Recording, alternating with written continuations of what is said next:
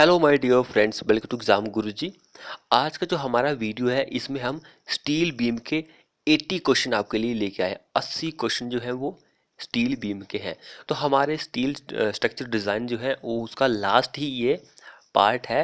इससे पहले हमने जितने भी पार्ट आपके लिए डिस्कस किए हैं वो बहुत ही इंपॉर्टेंट है। अगर आपने वो नहीं देखी है तो हमने प्लेलिस्ट बना के रखी हुई है हिंदी और इंग्लिश सेक्शन की। तो चलिए हम शुरू करते हैं अपना ये फर्स्ट क्वेश्चन। क्वेश्चन क्या बोल रहा है, wind load analysis can be done by using. यहाँ पर हमारे पास आइस कोड दिया गया है। विंड लोड जो होता है, वायु भार जो होता है, वो हमारे कौन से आइस कोड में आता है। तो कौन सा यहाँ पे करेक्ट आंसर रहेगा, जो वायु भार जो होता है वो कौन से आइस कोड में आता है। तो यहाँ पे अगर हम फर्स्ट की बात करें, 875 पार्ट 1 जो है इंडियन स्टैंडर्ड का, ये कहता है हमें कि इस आइस कोड में पार्ट 1 में हम क्या करते हैं, जो हमारे पास अर्थक्वेक जो होता है उसके बारे में आपको जानकारी मिलेगी कि अर्थक्वेक जो है वो कैसा आया था, कितना आया था, कौन सा उसका एपिसेंटर रहा, कि किस पर हम उसने मेजर किया। तो इन सभी के बारे में आपको इस आइस कोड में मिलेगा। तो यहाँ पे विंड लोड के बारे में बताया गया, तो पार्ट थर्ड 875 पार्ट थर्ड में आपको विंड लोड के बारे में जानकारी मिलेगी। इसमें भी ये भी कोई किसी ना किसी में आता है, ये भी किसी में आता है, तो इसको हम बाद में डिस्कस करेंगे। लेकिन ये दो इंपॉर्टेंट है। अगर मैं आपको सारा ही बता दूंगा तो यहाँ पे एक ऐसा बोल सकते हैं कि हमें खिचड़ी जैसी पक जाएगी, तो आपको याद करने में थोड़ी दिक्कत होगी। तो यहाँ पे देखिए, ये और ये मैंने आपको बता दिया। अगले क्वेश्चन में हो सकता है कि मैं इन दोनों के बारे में आपको बता दूं। नेक्स्ट क्वेश्चन देखिए क्या बोल रहा है, द गर्डर हैविंग टू और मोर देन टू वेब्स। कोई हमारे पास गर्डर है जिसके पास दो या फिर उससे भी ज़्यादा वेब है, उसको हम क्या बोलते हैं। प्लेट गर्डर बोलते हैं, बॉक्स गर्डर बोलते हैं, गेंट्री गर्डर, या फिर बैलेंस गर्डर। क्या इस क्वेश्चन में हमारा आंसर हो जाएगा। एक ऐसा गर्डर जिसके पास दो या उससे भी ज़्यादा वेब होते हैं उसको हम क्या बोलते हैं, बॉक्स गर्डर बोलते हैं। बॉक्स गर्डर हम उसको बोलते हैं। बी हमारा इस केस में आंसर हो जाएगा। अगला क्वेश्चन देखिए, जिसने अभी तक हमारे चैनल को सब्सक्राइब नहीं किया वो कर ले। To ensure that compression flange of a beam. क्या हमें इंश्योर करना है दैट कंप्रेशन फ्लेंज जो होता है बीम का is restrained from moving laterally. Cross section जो होता है मस्ट बी, क्रॉस सेक्शन जो होता है वो मस्ट बी क्या होना चाहिए, क्रॉस सेक्शन जो होना है होता है, तो क्रॉस सेक्शन जो होता है थिन, सेमी कम्पैक्ट, सिलेंडर या फिर प्लास्टिक। तो क्रॉस सेक्शन जो होता है वो प्लास्टिक होना चाहिए। डी हमारा इस क्वेश्चन में आंसर हो जाएगा। जो हिंदी वाले हैं वो हिंदी में भी दे सकते हैं। मोस्ट ऑफ स्टूडेंट जो होते हैं हमारे वो हिंदी वाले ही हिंदी को लेकर ही हमारे चैनल पर आते हैं। यहाँ पर हमारा मोटिव यही है कि हिंदी और इंग्लिश दोनों सेक्शन वालों को कंपेयर यहाँ पे हम लेके आए, तो दोनों के लिए इंपॉर्टेंट है ये क्वेश्चन। देखिए नेक्स्ट क्या बोल रहा है, यूनिट वेट जो होता है स्टील का एज पर हमारे आईएस कोड के अकॉर्डिंग, इंडियन स्टैंडर्ड 875 1987 पार्ट 1 के अकॉर्डिंग यूनिट वेट जो होता है वो क्या होता है। ये क्वेश्चन वेरी इंपॉर्टेंट है क्योंकि यूनिट वेट जो होता है डिफरेंट होता है डिफरेंट डिफरेंट मटेरियल के लिए। जैसे कि अगर हम ईंट की चिनाई जो होती है, ब्रिक मैसनरी जो होती है उसकी बात करें तो उसके लिए 1800 से लेकर 1920 केजी पर क्यूबिक मीटर होता है, केजी पर क्यूबिक मीटर होता है। तो ये ब्रिक मैसनरी में आता है। ऐसे ही अगर हम पीसीसी की बात करें तो पीसीसी में क्या होता है, 2400 होता है। केजी पर क्यूबिक मीटर सभी में कॉमन रहेगा। अगर हम आरसीसी की बात करें तो आरसीसी का, तो पीसीसी और आरसीसी का दोनों को ही पता है कि इसका क्या होगा। पीसीसी देखिए, इन दोनों को आप याद कर सकते हो सकता है कि ये दोनों जो है कंफ्यूजिंग चीज़ें हैं। वैसे कभी किसी ना किसी को वो नहीं होंगे, लेकिन किसी ना किसी को तो होंगे कंफ्यूजिंग चीज़ें। तो देखिए अकॉर्डिंग टू डिक्शनरी हम चलते तो पी पहले आएगा, आर बाद में आता है। उसी तरह से न्यूमेरिकल हम चलते हैं तो 24 पहले आता है, 25 बाद में आता है। तो इस तरह से आप इस ट्रिक को लगाकर इसको याद कर सकते हैं। एक ये दोनों तो कॉमन थे, ये तो सभी को पता होंगे। लेकिन बिचुमन जो होता है, बिचुमन का यूनिट वेट की अगर हम बात करें क्या होता है, बिचुमन जो होता है उसके यूनिट वेट की अगर हम बात करें तो 1040 केजी पर क्यूबिक मीटर। ये सभी में कॉमन रहेगा, केजी पर क्यूबिक मीटर 1040। इस चीज़ को याद रखिए क्योंकि ये एग्जाम के पॉइंट ऑफ व्यू से बहुत ज़्यादा इंपॉर्टेंट है। तो यहाँ पे हम किसकी बात करें, स्टील की बात करें तो स्टील का तो सभी को पता है कि इसका आंसर ये वाला हो जाएगा हमारा 78.5 किलो न्यूटन पर क्यूबिक मीटर। यही हमारा करेक्ट आंसर बन जाएगा। उसके बाद अगले क्वेश्चन की अगर हम बात करें, यहाँ पे मैक्सिमम इफेक्टिव स्लेंडर रेशियो पूछा गया कंप्रेशन फ्लेंज के लिए of a beam against lateral torsion buckling के लिए। अगेंस्ट लैटरल टॉर्जन बकलिंग के लिए हमारा स्लेंडरनेस रेशियो पूछा गया है कि क्या होता है, 180, 250, 350 या फिर 300। क्या आंसर रहेगा इस क्वेश्चन का? वेरी इंपॉर्टेंट क्वेश्चन है ये। तो मैक्सिमम स्लेंडरनेस रेशियो की अगर हम बात करें किसके लिए, कंप्रेशन फ्लेंज ऑफ बीम के लिए अगेंस्ट लैटरल स्टेबिलिटी के लिए, तो वो 300 होता है। ऑप्शन नंबर डी हमारा इस केस में आंसर हो जाएगा। 180, 250, 350 कुछ नहीं रहेगा, 300 रहता है। ये चीज़ इंपॉर्टेंट है एग्जाम के पॉइंट ऑफ व्यू से। अगला देखिए, in case of unstiffened seat connection. Unstiffened seat connection जो होता है, मिनिमम बियरिंग लेंथ जो होती है एंगल की is decided by considering the, किसको कंसीडर करके हम डिसाइड कर सकते हैं मिनिमम बेयरिंग लेंथ जो होती है एंगल की। Very very important question. तो मूवमेंट इन बीम, जो मूवमेंट लगता है बीम में उसको कंसीडर करके हम डिसाइड करते हैं मिनिमम बेयरिंग लेंथ जो होती है किस केस में, अनस्टिफनेड शीट कनेक्शन के केसेस में।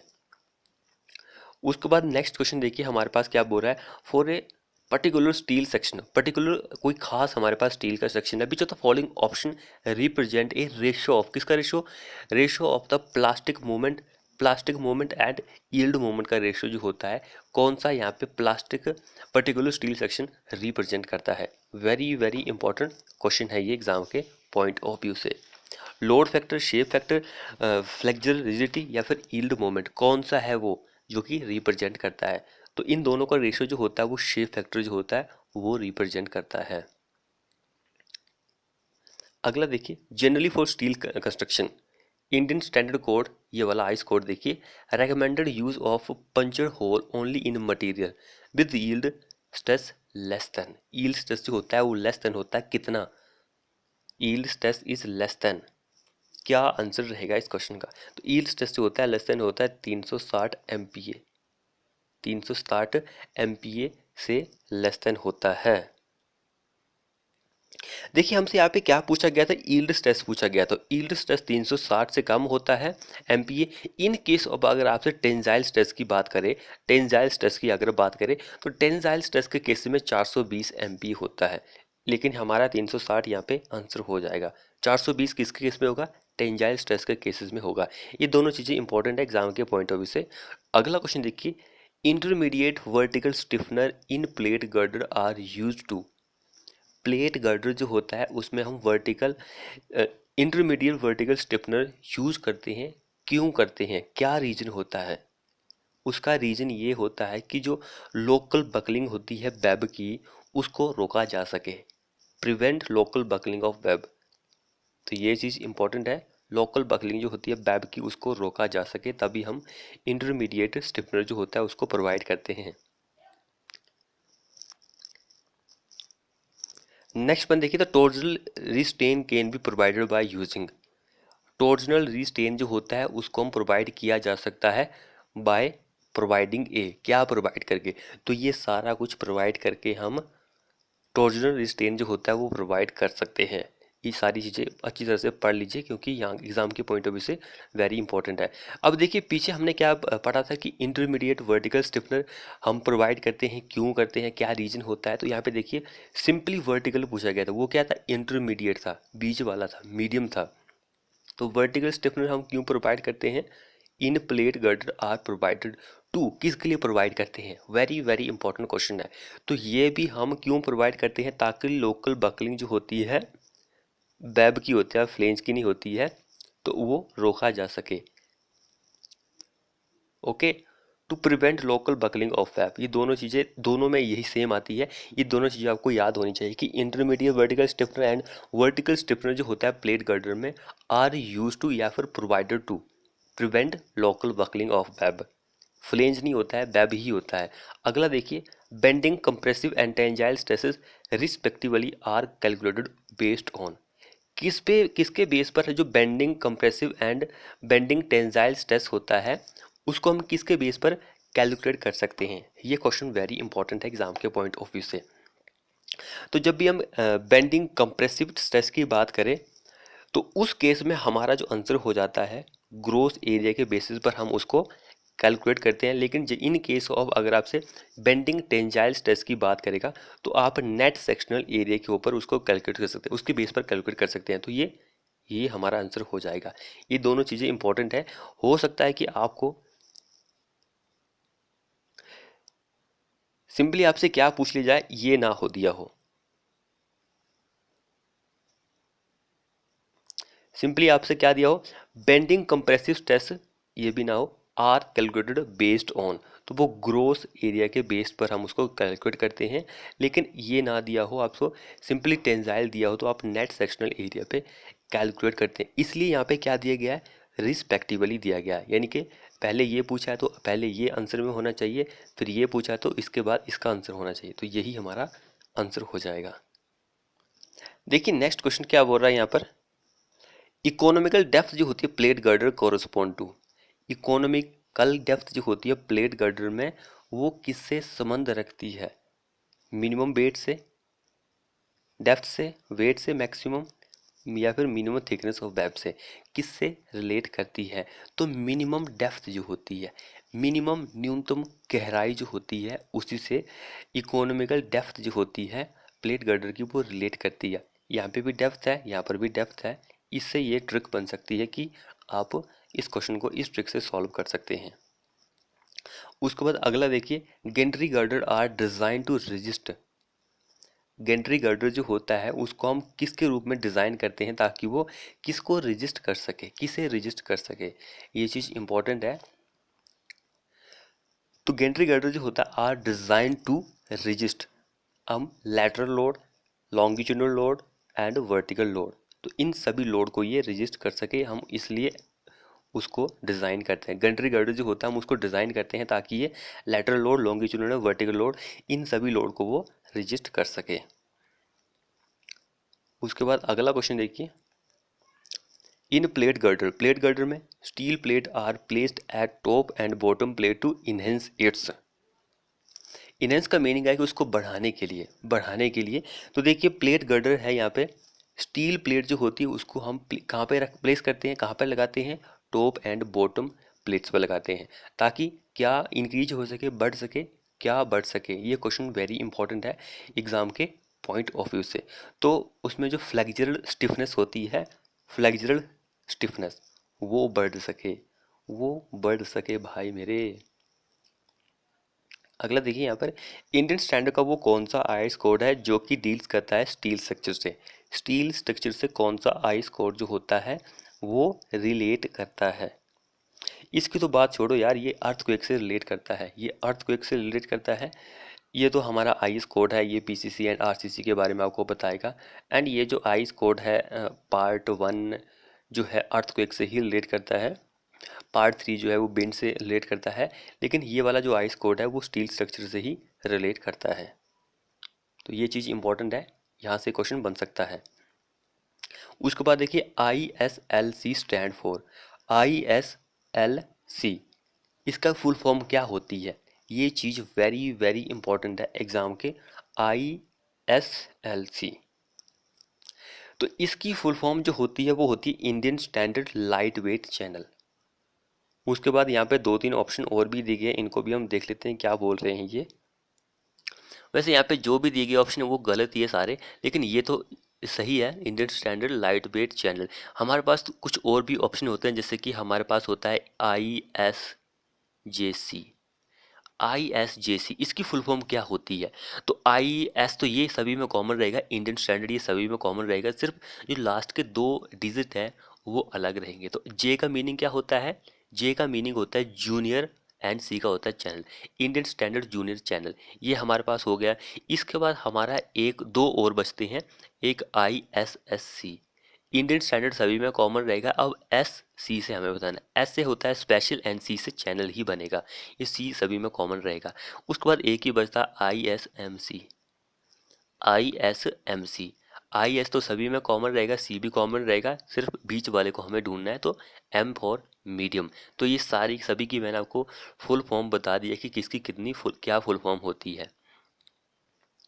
अगला क्वेश्चन देखिए, where is tongue plate provided in a state steel girder, steel girder होता है उसमें हम टंग प्लेट प्रोवाइड करते हैं, कहाँ प्रोवाइड करते हैं, ये यहाँ पर पूछा गया है, कहाँ पर हम प्रोवाइड करते हैं। तो स्टील गर्डर जो होता है उसमें टंग प्लेट जो होती है, जो वेब होता है, वेब जो होता है उसके अपर एंड लोअर एंड जो होता है वहाँ पर हम प्रोवाइड करते हैं। Upper end end lower end of web, web के अपर एंड लोअर एंड जो होता है वहाँ पर हम प्रोवाइड करते हैं टंग प्लेट। उसके बाद नेक्स्ट क्वेश्चन क्या बोल रहा है, a beam is defined as structural member subject to. Beam एक स्ट्रक्चरल मेंबर है, उसको हम डिफाइन कर सकते हैं कोई स्ट्रक्चरल मेंबर है, लेकिन उस पर कौन सी लोडिंग लगी होती है, ट्रांसवर्स एक्सिल या फिर एक्सिल ट्रांसफर दोनों, या फिर नन ऑफ द एबव। क्या आंसर रहेगा इस क्वेश्चन का, तो उस पर ट्रांसवर्सेस लोडिंग लगती है। ये चीज़ इंपॉर्टेंट है, यहाँ से भी एग्जाम में क्वेश्चन पूछा जा सकता है। उसके बाद नेक्स्ट क्वेश्चन क्या बोल रहा है, तो gross section of the web of a beam is defined as. Gross section जो होता है web of the beam is defined as, उसको हम कैसे डिफाइन कर सकते हैं कि वो क्या होता है, तो वो क्या होती है, depth of beam multiply by it's web thickness. यही हमारा इस क्वेश्चन में आंसर हो जाएगा।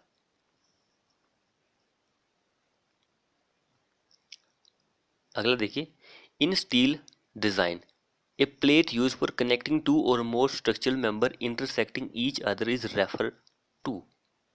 रेफर एज, उसको हम कैसे रेफर कर सकते हैं कि वो क्या होती है, तो वो ग्यूसेट प्लेट होती है। ये आई थिंक हमने पिछले वीडियो में भी क्वेश्चन डिस्कस किया था। अगला देखिए, what is the objective of providing intermediate stiffness in plate girder.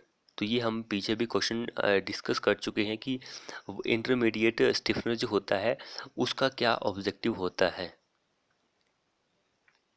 तो जो वेब बकलिंग होती है, लोकल बकलिंग नहीं, लोकल वेब बकलिंग भी होना चाहिए, वेब भी होना चाहिए, ये हमारा करेक्ट आंसर हो जाएगा। Eliminating web buckling. Okay friends, यही है इसका मेन मोटिव होता है, उसको ख़त्म करना। बकलिंग जो होती है वेब की, चाहे लोकल हो लेकिन होनी चाहिए वेब में। अगला देखिए, which one of the following stiffener is use to prevent local buckle crushing of the web due to concentrated loading. अब देखिए, लोकल क्रशिंग की बात हो रही है, यहाँ पे लोकल बकलिंग की बात नहीं हो रही है, होती तो वेब में ही है, लेकिन किसकी वजह से हो रही है, लोकल क्रशिंग हो रही है ड्यू टू कंसंट्रेटेड लोडिंग। तो वो क्या होगा इस क्वेश्चन में आंसर, तो वो वेयरिंग करेक्ट आंसर हो जाएगा। अगला देखिए, two steel plate of 20 and 25 mm are fastener using tacking fastener of thickness 32 mm। The line spacing जो होती है these fastener should not exceed. तो यहाँ पे देखिए ये न्यूमेरिकल पूछा गया है, तो क्या इस क्वेश्चन में हमारा आंसर हो जाएगा। देखिए, क्वेश्चन को सॉल्व करने के लिए आपको ये वाला पढ़ना है कि टैकिंग पूछा गया है, तो टैकिंग के लिए हमारा क्या होती है पिच 32T और 300 mm, जो भी कम रहेगा इन दोनों में से हम वैल्यू पुटअप करके दे सकते हैं। 25 mm दिया गया है पहले, तो इसको हम पुटअप करते हैं 32 इंटू टी, हमारे पास 20 mm दिया गया, तो इसको हम मल्टीप्लाई करेंगे तो 640 आ जाएगा। इट मीन्स इससे तो ज़्यादा ही आएगा, तो 640 या 300 में जो कौन सा कम है, तो 300 ही कम है, हमारा आंसर यही हो जाएगा। उसके बाद अगला क्वेश्चन देखिए, usually a plate girder is called economical. Plate girder जो है यूजली आमतौर पर हम उसको क्या बोल रहे हैं, इकोनॉमिकल बोल रहे हैं। इफ़ कॉरस्पॉन्ड टू मिनिमम, अगर उसका जो संबंध है मिनिमम है किससे, width, weight, depth, web thickness. क्या आंसर रहेगा इस क्वेश्चन का, वेरी इंपॉर्टेंट है ये, तो वेट बाहर से ही उसका रिलेट करता है। अगला देखिए, which of the following is the most efficient and economical section used as a beam. Most efficient and economical, most economical बोल लीजिए या फिर मोस्ट एफिशिएंट बोल लीजिए, section used as a beam की तरह हम उसको यूज करते हैं, तो मोस्ट इकोनॉमिकल जो होता है वो बीम सेक्शन ही होता है। कई बार एग्जाम में ये पूछा गया है, लेकिन क्वेश्चन थोड़ा यहाँ पे डिफिकल्ट बना के पूछा गया था, तो हो सकता है आपको थोड़ी बहुत दिक्कत आई होगी। अगला क्वेश्चन देखिए, beam composed of more than one material. जो हमारा बीम है वो किससे बना है, more than one material, readily connected together so as to behave as one piece, rigidity वो यानी कि बहुत ही रिजिड है, कनेक्टेड टुगेदर, एक दूसरे से वो रिजिडिटी कनेक्टेड है लेकिन वो बिहेव कर रहा है वन पीस की तरह, इज नाउन एज, क्या हम उसको बोलते हैं? तो वो क्या होता है? कंपोजिट बीम होता है। इस क्वेश्चन को हल्के में मत लेना क्योंकि ये कई बोर्ड में पूछा जा चुका है, वेरी इंपॉर्टेंट क्वेश्चन है ये। अगला देखिए, yield moment of cross section is defined as the moment that will just produce yield stress. Yield moment जो होता है क्रॉस सेक्शन का, उसको हम डिफाइन कर रहे हैं कि वो एक ऐसा मोमेंट है दैट विल जस्ट प्रोड्यूस, क्या वो प्रोड्यूस कर रहा है? वो क्या प्रोड्यूस करेगा? Yield stress. इन किस में प्रोड्यूस करेगा, ये क्वेश्चन पूछा गया है। वेरी वेरी इंपॉर्टेंट क्वेश्चन है ये एग्जाम के पॉइंट ऑफ व्यू से। किस में प्रोड्यूस करेगा ये? तो ये प्रोड्यूस करेगा आउटर मोस्ट फाइबर जो होता है सेक्शन का, उसमें प्रोड्यूस करता है यील्ड स्ट्रेस। ए हमारा इस क्वेश्चन में आंसर हो जाएगा। जिसने अभी तक हमारे चैनल को सब्सक्राइब नहीं किया वो कर लीजिए। अगला क्वेश्चन देखिए, सिंपल सपोर्टेड बीम की बात हो रही है, मैक्सिमम परमिटेड डिफ्लेक्शन जो होती है वो क्या होती है? मैक्सिमम परमिटेड डिफ्लेक्शन जो होती है वो क्या होती है? देखिए इस क्वेश्चन के दो आंसर निकलते हैं, एक एक 1/325 या फिर L/325 या फिर L1/250 या फिर L/250, ये आंसर निकले। लेकिन ये अलग अलग है। L बटा या फिर 1/325 ऑफ स्पैन जो निकलता है वो निकलता है स्टील स्ट्रक्चर के लिए। यहाँ पर हम मान सकते हैं कि ये स्टील स्ट्रक्चर के लिए पूछा गया है, हम स्टील बीम की बात कर रहे हैं यहाँ पे, तो इट मीन्स कि हमारा आंसर ये वाला रहेगा। स्टील स्ट्रक्चर के लिए हमारा आंसर L/325 या फिर 1/325 ऑफ स्पैन रहता है। लेकिन इन केस ऑफ अगर आपसे RCC स्ट्रक्चर के लिए पूछ लिया जाए, क्योंकि जो कंक्रीट होता है उसमें स्टील भी होना चाहिए, तो उस केस में हमारा आंसर 1/250 होता है। ये चीज़ें इंपॉर्टेंट है एग्जाम के पॉइंट ऑफ व्यू से, अच्छी तरह से इसको ध्यान में रखे एग्जाम देने जाना भाई। अगला क्वेश्चन देखिए, the load on a lintel is assume as UDL। UDL load लग रहा है if the height of the masonry above is up to height of. ये क्वेश्चन हमने पिछले वीडियो में डिस्कस किया था, तो इस क्वेश्चन का answer 1/25 time of effective span होता है। स्टील स्ट्रक्चर में ऐसा ही होता है, क्वेश्चन जो है जैसे कि जो एक चैप्टर में दिया वो हो सकता है कि वो 5वें चैप्टर में भी दिए हो, ऐसा होता है स्टील स्ट्रक्चर में। अगला देखिए, the movement of the couple setup in the section of a beam by longitudinal compressive and tensile force is known as, उसको हम क्या बोलते हैं? Movement of resistance, movement of resistance हम उसको बोलेंगे। अगला देखिए, to be calculated area of cover plate of builtup beam, allowance जो होता है rivetted hole to be added is. ये क्वेश्चन भी हमने पिछले वीडियो में डिस्कस किया था। 0.13 हमारा करेक्ट आंसर हो जाएगा, यानी कि 13% में पूछेगा तो हमारा 13% रहेगा, पॉइंट में पूछेगा तो 0.13 रहेगा, इस तरह से रहेगा, ये इंपॉर्टेंट है। अगला देखिए, major beam in a building structure is known as. Major beam जो होता है, जो प्रमुख बीम होता है बिल्डिंग स्ट्रक्चर में, इज नाउन एज उसको हम क्या बोलते हैं? हम उसको गर्डर भी बोल सकते हैं, फ्लोर बीम भी बोल सकते हैं, मेन बीम भी बोल सकते हैं, ऑल ऑप्शन आर करेक्ट, हम उसको बोल सकते हैं। डी इस क्वेश्चन में हमारा आंसर बन जाएगा। नेक्स्ट क्वेश्चन देखिए, in roller steel beam, roller steel beam जो होता है शियर फोर्स जो होती है mostly registered by, roller beam में हमारी शियर फोर्स किसके द्वारा रजिस्ट की जाती है? तो ये चीज़ इंपॉर्टेंट है, यहाँ से क्वेश्चन एग्जाम में पूछा जा सकता है, जाता भी है, वैसे एक बार पूछा भी गया है HPJE में, एक दो बार, SSC JEE में तो कई बार पूछा गया है ये क्वेश्चन। तो जब भी शेयर फोर्स की बात आती है तो 80% जो शेयर फोर्स होती है वो रजिस्ट की जाती है वेब के द्वारा। 80% शेयर फोर्स रजिस्ट की जाती है वेब के द्वारा, बाकी जो बचती है वो bending moment, flange bending moment जो होता है वो फ्लेंज के द्वारा रजिस्ट की जा सकती है, जाती है, जा सकती नहीं है, जाती है। ये दोनों चीज़ें इंपॉर्टेंट है। अगला देखिए, web crippling generally occur at a point where, web crippling आपको कहाँ पर देखने को मिलती है? तो जहाँ पर हमारा पॉइंट लोड लगता है वहाँ पर ही देखने को मिलती है। पॉइंट लोड को हम कॉन्सेंट्रेटेड लोड भी बोलते हैं, इस चीज़ को ध्यान रखिए। अगला देखिए, allowable working stress corresponding to standard ratio of double angle placed back to back and connected to one side of gusset plate is reduce to, कितने परसेंट तक रिड्यूस हो सकता है? 80% तक रिड्यूस हो सकता है। अगला देखिए, the flange splices in plate girder is subjected to, flange splices जो होता है प्लेट गर्डर में इज सब्जेक्टेड टू,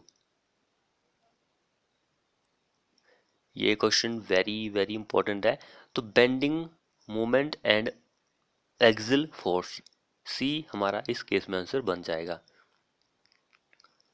तो 80 क्वेश्चन हम यहाँ पे डिस्कस कर रहे हैं आप सभी के लिए स्टील बीम के। अगला देखिए, the beam outside a wall up to floor level above is known as, तो हम इसको यही बोलते हैं। ये भी कई बार क्वेश्चन जो है डिस्कस हो चुका है कि स्पैंड्रल बीम जो होता है, ये क्वेश्चन कई बार पूछा गया है। अभी यहाँ से भी क्वेश्चन कई बार पूछ लिए जाते हैं। इन plastic analysis the shape factor जो होता है रेक्ट एंगुलर सेक्शन के लिए वो क्या होता है? जो हमारे चैनल से बहुत दिनों से जुड़े हुए हैं तो उनको तो पता होगा कि हमने एक ट्रिक बनाई थी आप सभी के लिए, आईआरसी।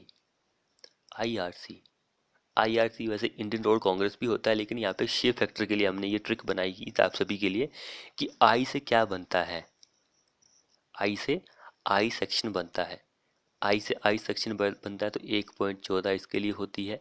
आर से क्या बनता है? रेक्ट एंगुलर बनता है, रेक्ट एंगुलर के केस में 1.5 हमारा शेप फैक्टर होता है। तो सी से क्या बनता है? सी से हमारा क्या बनता है? सर्कुलर बनता है, सर्कुलर यानी कि गोलाकार बनता है। तो 1.7 इसके लिए था, क्योंकि ये तीनों इंपॉर्टेंट है। बाकी और सभी की मैंने कहा, जैसे कि डायमंड जो होता है उसके लिए 2 शेप फैक्टर होता है, टी सेक्शन होता है, टी सेक्शन जो होता है उसके लिए एक 90 से लेकर एक 95 होता है। ये सारी चीज़ें इंपॉर्टेंट है। सो रेक्ट एंगुलर के लिए पूछा गया तो 1.5 हमारा इस क्वेश्चन में आंसर हो जाएगा, क्योंकि यहाँ से कई क्वेश्चन जो है पूछे जा सकते हैं। अगला देखिए, शेप फैक्टर जो होता है कि इसके लिए स्टैंडर्ड रोलर बीम सेक्शन वो वेरी करता है, यानी कि भिन्न होता है। क्या होता है shape factor? Very very important question है ये। तो शेप फैक्टर की जब भी हम बात करें, एक 10 से लेकर एक 20 होता है स्टैंडर्ड रोलर बीम सेक्शन के लिए, स्टैंडर्ड रोलर बीम सेक्शन के लिए। बाकी सभी के लिए मैंने आपको बता दिया कि सर्कुलर के लिए कितना होता है, आयताकार के लिए, रेक्टेंगुलर के लिए टी सेक्शन, आई सेक्शन, ये सारे। डायमंड के लिए कितना होता है? डायमंड के लिए सबसे ज़्यादा होता है। अब देखिए ट्रायंगुलर सेक्शन, ट्रायंगुलर सेक्शन के लिए ये बहुत ही इंपॉर्टेंट है। ट्रायंगुलर सेक्शन के लिए क्या होता है? तो ट्रायंगुलर सेक्शन के लिए 2.34 होता है, सबसे ज़्यादा ट्रायंगुलर के लिए होता है। सॉरी, डायमंड के लिए नहीं होता है, डायमंड के लिए तो 2 होता है, 2.34 इसके लिए होता है। अगला देखिए, pick up the correct statement from the following, तो हमारी सारी स्टेटमेंट सही है। इसको पढ़ सकते हैं, यहाँ पे डेफिनेशन दी गई है। डेफिनेशन तो खुद आपको याद करनी पड़ेगी कि क्या किसकी डेफिनेशन होती है, कौन सी किसकी होती है। अगला देखिए, in plate girder vertical stiffener are required, vertical stiffener जो होता है प्लेट गर्डर में जब हमें कब रिक्वायर्ड होता है? जब हमारा रेशियो जो होता है clear depth of web two web thickness, यानी कि डी वाई टी का जो रेशियो होता है वो कितना होता है जब हम वर्टिकल स्टिफनर को प्रोवाइड करते हैं। तो वर्टिकल के केसेस में हमारा जो होता है वो क्या होता है, रेशियो क्या होता है? अगर डी वाई टी का जो रेशियो है लेस देन 85 है, ओके 85 है, तो हम कोई भी स्टिफनर प्रोवाइड नहीं करते हैं। लेकिन in case D Y T का जो रेशियो होता है ग्रेटर देन 85 होता है, उस केस में हम वर्टिकल स्टिफनर प्रोवाइड करते हैं। लेकिन इन केस ऑफ अगर डी वाई टी का जो रेशियो होता है ग्रेटर देन होता है 200 से, तो उस केस में हम वर्टिकल स्टिफनर के साथ साथ हॉरिजॉन्टल स्टिफनर भी यूज करते हैं। यानी कि कहने का मीनिंग यही है कि अगर डी बाई टी का जो रेशियो है 200 से ज़्यादा है तो हम हॉरिजॉन्टल स्टिफनर यूज़ करते हैं। तो वर्टिकल केसेस में हमारा आंसर ये वाला हो जाएगा। ये चीज़ इंपॉर्टेंट है एग्जाम के पॉइंट ऑफ व्यू से। तो कई बार आपको एग्जाम में ऐसे भी क्वेश्चन पूछ जाता है कि अगर डी बाई टी का जो रेशियो है 85 से 200 के बीच में है, तो उस केस में आप वर्टिकल स्टिफनर को यूज़ करते हैं। ओके फ्रेंड्स, कई बार 200 से लेकर 250 का रेशियो पूछ लिया जाता है, तो कंफ्यूज होने की जरूरत नहीं है आप सभी को। अगला देखिए, horizontal stiffener are needed in plate girder if the thickness of web is less than, horizontal stiffness की बात हो रही है तो डेप्थ जो होती है वो 200 होती है। ओके, कहाँ पर है depth 200। Shape factor for circular section is equal to, circular section की अगर हम बात करें तो कितना होता है। Circular section very very important question exam के point of view 1.70। Okay, rectangular के लिए 1.5 होता है, ये किस लिए ट्यूबुलर सेक्शन के लिए होता है, ट्यूबुलर सेक्शन के लिए ये होता है। तो इस क्वेश्चन में हमारा आंसर डी हो जाएगा, ये इंपॉर्टेंट है। अब देखिए सॉलिड सर्कुलर सेक्शन के लिए एक सर्कुलर होता है जिसके लिए तो 1.7 होता है, लेकिन एक सॉलिड सर्कुलर सेक्शन भी होता है। सॉलिड सर्कुलर सेक्शन, उस केस में हमारा क्या आंसर होता है, तो उस केस में जब हमारा आंसर 1.697, ये भी लिखा दीजिए 1.6 या फिर 97 भी लगा सकते हैं, तो यही हमारा करेक्ट आंसर हो जाएगा। सॉलिड के लिए अलग है, सर्कुलर के लिए अलग है। सॉलिड सर्कुलर या फिर सिंपल सर्कुलर सेक्शन, ये दोनों अलग अलग है, अलग अलग पूछा जा सकता है।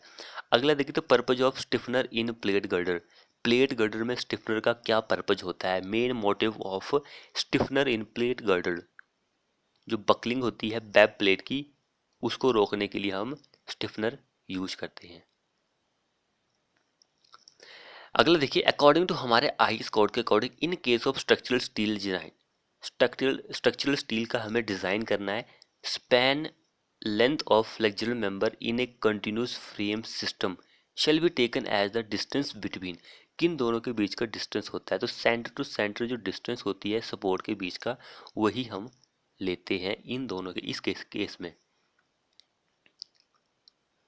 नेक्स्ट वन देखिए the distance between CG centre of gravity of compression flange and centre of gravity of tension flange of a plate girder is known as, किन दोनों के बीच का डिस्टेंस पूछ रहा है। जो हमारा कंप्रेशन फ्लेंज होता है टॉप पोर्शन है, बॉटम फेज का जो टेंसाइल पोर्शन होता है, उन दोनों का जो सेंटर ऑफ ग्रेविटी होती है उन दोनों के बीच का जो डिस्टेंस होता है उसको हम क्या बोलते हैं प्लेट गर्डर में। Very very important questions, very very.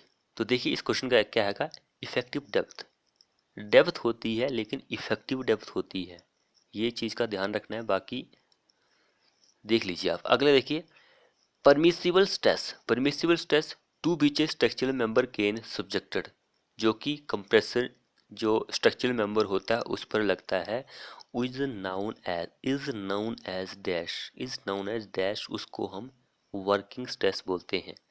जो किसी स्ट्रक्चरल मेंबर पर कोई स्ट्रेस लगता है उसको हम वर्किंग स्ट्रेस बोलते हैं। परमिसिबल स्ट्रेस को हम वर्किंग स्ट्रेस भी बोल सकते हैं।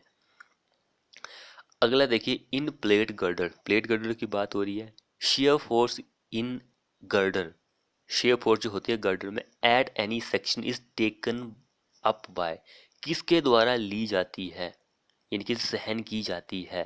प्लेट गर्डर में शियर फोर्स जो होती है इन द गर्डर में एट एनी किसी भी सेक्शन पर हो सकती है, इज टेकन बाय किसके द्वारा लिया जाता है, तो वो वेब जो होती है शियर फोर्स उसके द्वारा ली जाती है, फ्लेंज के द्वारा बेंडिंग मोमेंट ली जाती है।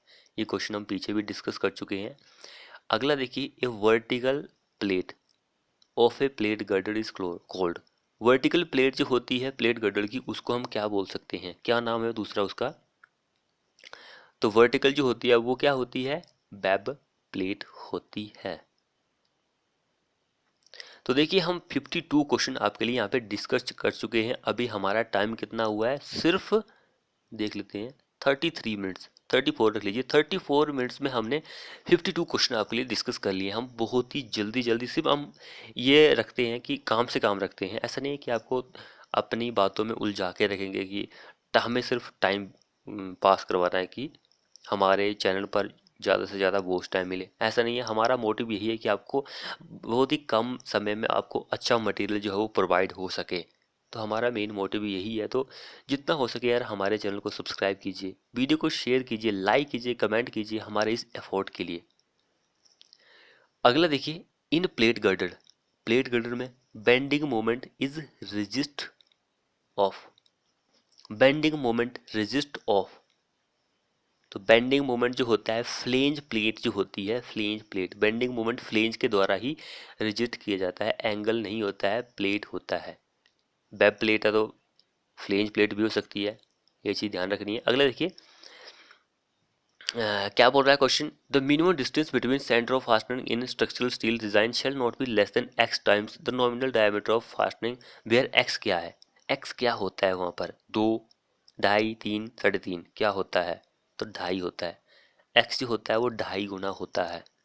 क्वेश्चन पढ़ लीजिए, क्वेश्चन ईजी क्वेश्चन है, इसलिए मैंने इसका मीनिंग नहीं बताया आपको। ये क्वेश्चन भी आप खुद पढ़ सकते हैं कि क्वेश्चन क्या बोल रहा है। वेरी वेरी इंपॉर्टेंट क्वेश्चन है ये भी। तो इसका शेयर एंगल हमारा आंसर हो जाएगा। यहाँ पर आपको थोड़ी दिक्कत नहीं आनी चाहिए, क्योंकि क्वेश्चन जो है हिंदी इंग्लिश दोनों में लिखा हुआ है। तो ये क्वेश्चन भी हम पीछे डिस्कस कर चुके हैं कि शेयर फोर्स जो होती है वो वेब के द्वारा रजिस्ट की जाती है या फिर वेब प्लेट के द्वारा रजिस्ट की जाती है, बेंडिंग मोमेंट फ्लेंज के द्वारा रजिस्ट की जाती है। अगला क्वेश्चन देखिए, web stiffener are to be provided where a concentrated load which exceed x percentage of the shear capacity of the member is applied within d/2 of a plastic hinge location where x is, जहां पर x क्या होता है, क्या होता है 10, 15, 25, 20। तो x जो होता है वो 10 होता है। ये कोई न्यूमेरिकल नहीं है, एक फिक्स वैल्यू 10% होता है। सिंपल यही पूछा गया है। अगला देखिए, the ratio of effective depth to its actual length of bearing stiffener is. Ratio of effective depth to actual length जो होती है बेयरिंग स्टिफनर में, वो क्या होती है, क्या रेशियो होता है, तो वो क्या रेशियो होता है, 0.7 का अनुपात या फिर रेशियो होता है। अगला क्वेश्चन देखिए, the ratio of span L दिया गया है ऑफ द फिलर जॉइंट का टू द डेप्थ डी दी गई है from under side of the joint to be top of the structural concrete should not exceed, किस से एक्सीड नहीं होने चाहिए, 60, 45, 35, 25, तो वो 35 से एक्सीड नहीं होना चाहिए। अगले देखिए, वर्टिकल स्टिफनर से पूछा गया है कि provided when the depth thickness ratio जो होता है गर्डर के लिए वो क्या होता है, तो ये हम आगे भी डिस्कस कर चुके हैं, ग्रेटर देन 85। हमारा आंसर बी हो जाएगा इस केस में। अगला देखिए, in general depth of plate girder is kept as the ratio of. ये क्वेश्चन भी पूछा गया था ज़्यादा। ये क्वेश्चन जो है यूपीएससी जे में पूछा गया, एचपी जे में भी एक दो बार ये क्वेश्चन पूछा गया है।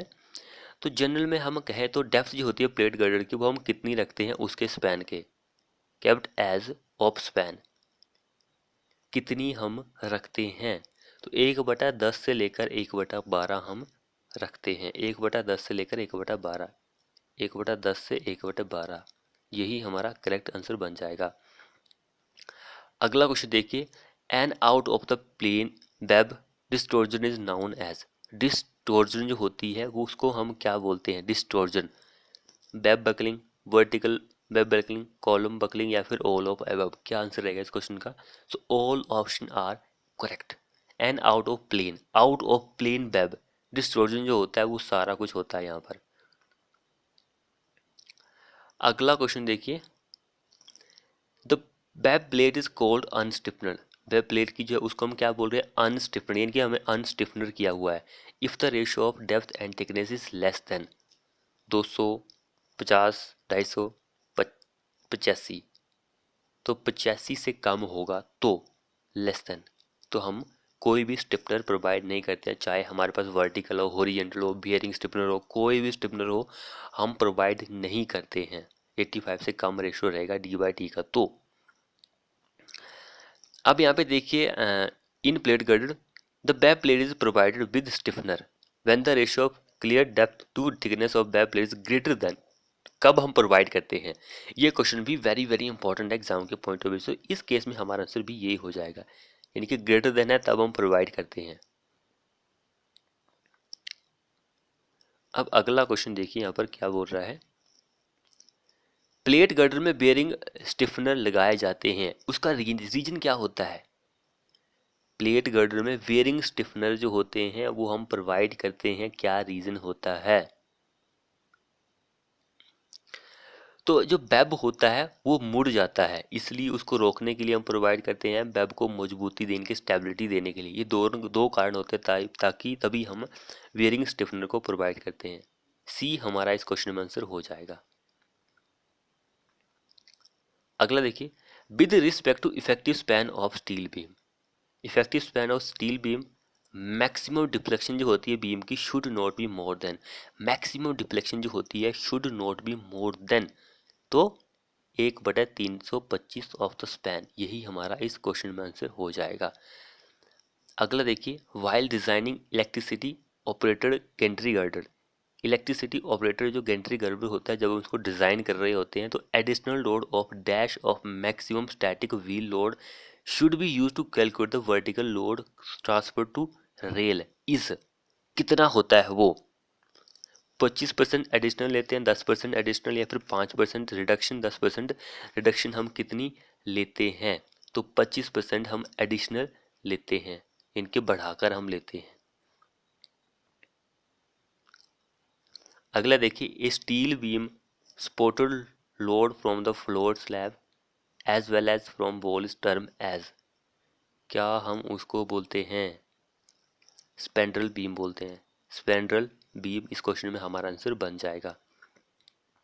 अगला देखिए, in plate girder design the riveted connecting the flange angle and the flange plate have to be designed for, design for किसके लिए डिजाइन करते हैं, सिंगल शेयर के लिए डिजाइन करते हैं।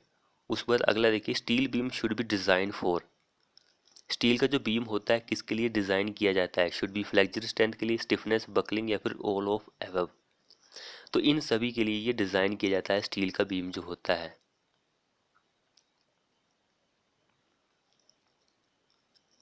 अगला देखिए, इन बीम्स अकॉर्डिंग टू हमारे इस आई स्कोर के according permissible average shear stress calculated by the formula, किस फॉर्मूले से आप परमिसिबल एवरेज शेयर स्ट्रेस जो होता है उसको फाइंड आउट कर सकते हैं, तो एवरेज शेयर हमारे इस आई स्कोर के अकॉर्डिंग एवरेज शेयर स्ट्रेस की वैल्यू जो होती है वो ये वाली होती है, 0.4 या फिर 0.40 होती है, ये मैक्सिमम शेयर स्ट्रेस की वैल्यू होती है। ये चीज़ इंपॉर्टेंट है एग्जाम के पॉइंट ऑफ व्यू, दोनों भी होती है, ये आगे चलकर मैं आपको बता दूंगा अगले क्वेश्चन में। अगला देखिए, the problem of lateral buckling can be arise only in those steel beam which have dash, जिसके पास क्या होता है, तो उसके पास क्या होता है, movement of inertia about the bending axis smaller than the other, option number B हमारा इस केस में आंसर बन जाएगा। अगला क्वेश्चन देखिए, the member which support covering material of a steel roof trusses are, कोई मेंबर है एक which support covering material of steel roof trusses are, rafter, purlin, stud, batten, तो वो परलिन ही होता है।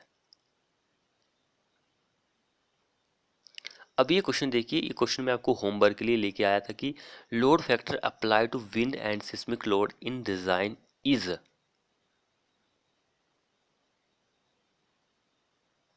The load factor apply to wind and seismic loads in design of steel structure is, steel structures is, क्या होता है वो, तो चलो मैं इसका आंसर बता देता हूँ, 1.3 होता है, 1.3 हम लेते हैं, लेकिन क्वेश्चन यहाँ पे आधा था इसलिए मैं आपको बता रहा हूँ कि इसका आंसर 1.3 होगा।